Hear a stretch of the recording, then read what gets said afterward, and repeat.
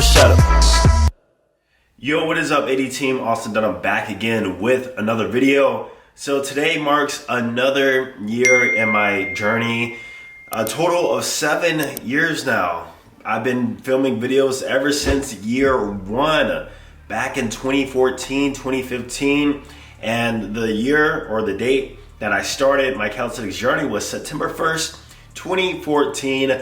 I remember it like it was yesterday. Then from there, I've been making videos every single week, every single month since. So being in the game for 7 years, in this video, we're gonna talk about 7 things I've learned over the past 7 years that include, training knowledge, calisthenics knowledge, whatever the case may be.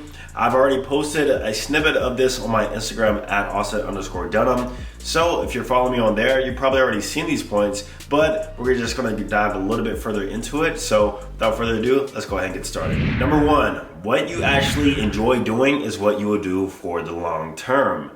And I say this is because a lot of people partake in fad type of training or even diets for that matter, or just temporary short-term stuff to see a result. And the reason why they don't do it long-term, 2, 3 plus years, is because they actually didn't enjoy it. And that's why I was able to stay consistent in the first place, is because I finally found a training style, calisthenics, and that was something that I honestly enjoyed doing. I looked forward to training every single day because it was a passion of mine.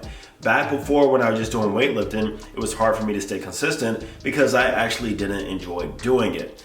It wasn't until I discovered calisthenics that, like I said, it made training fun, and that's why I was able to stay consistent for so long.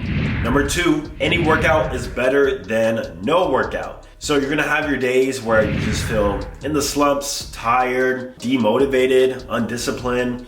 But what I realized is that you just getting up and going to the gym or wherever you train at and just doing just a few sets is literally better than none. Because think about this from a long-term perspective. You're gonna have a lot of days when you feel that way. But if you at least do something in those days that you feel that way, think about the compounding effect.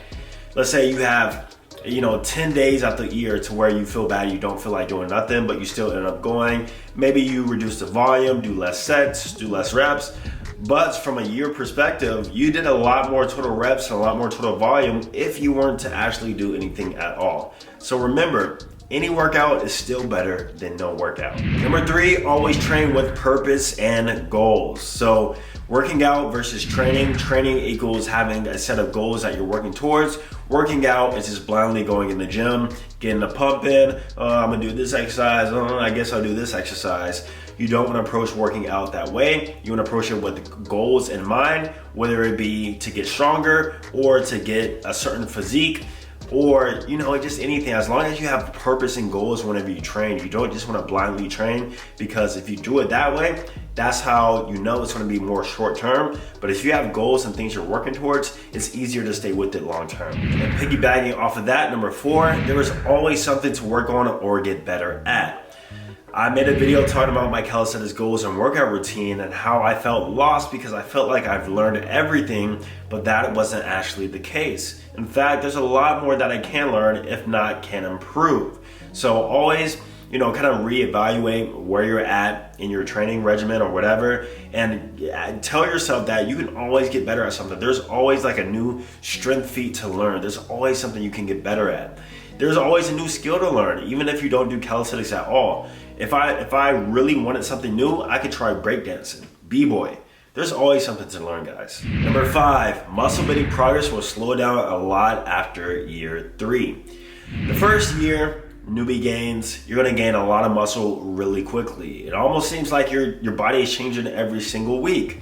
I remember that feeling. It's a great feeling. It's super motivating.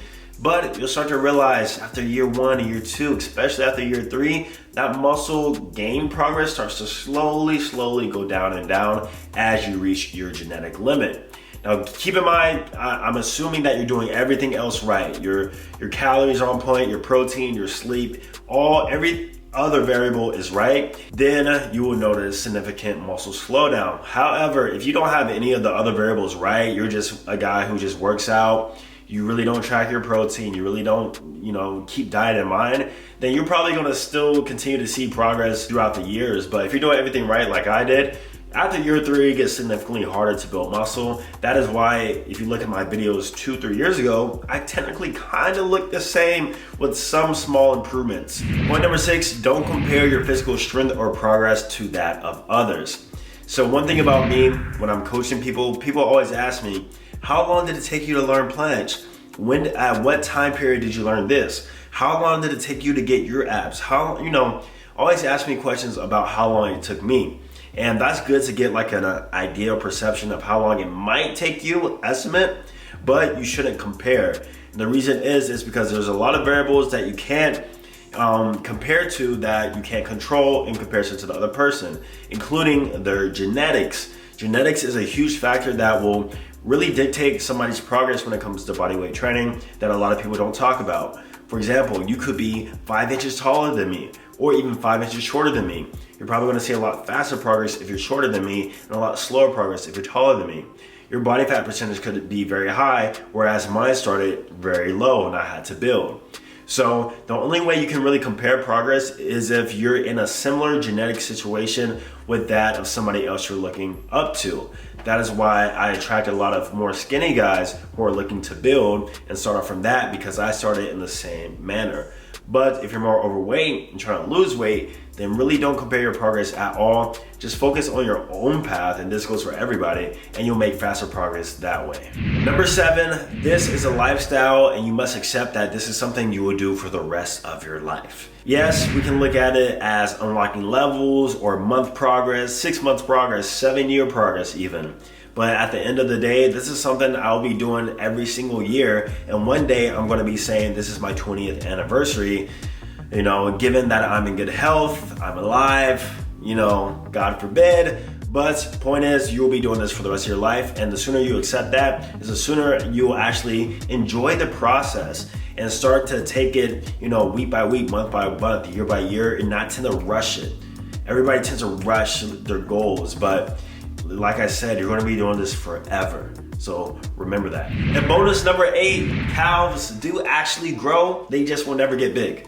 So going into YouTube, my comments all the time, oh bro, you skip leg day, you train your calves, and I didn't know what they're talking about, because I did not know that you can train cows by themselves. Swear to God. But over time, 3-4 years of consistently training it, yes, they have gotten bigger, but they will never be big, and that goes into the line of genetics. And if people say calves aren't genetics, those are the people with good calf genetics. I promise you, because if you actually had not so desirable calf genetics, you will understand that yes, they can get bigger, but due to my insertions, they will never get that full rounded, crazy look.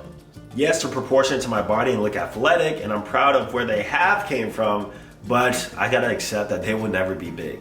It is what it is. I'm proud of all the other features that I have that are my genetic strong points, and I'm not gonna focus on my weaknesses. So that's been my 7-year transformation, more mental transformation so far. 7 things I've learned. Let me know down in the comments down below, what year are you on, or what month are you personally on in your journey? Subscribe, like the video. See you guys in the next one. Peace.